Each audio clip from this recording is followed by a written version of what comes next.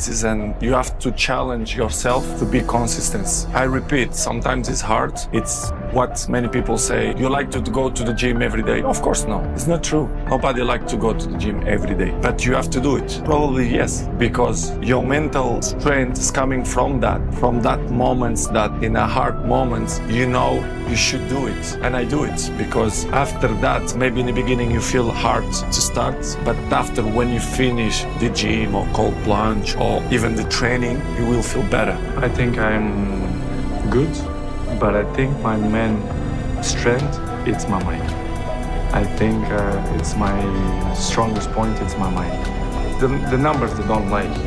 If you see during the last 15 years, my level is always kind of the same. So effort, dedication, work hard, because the talent is not enough anymore.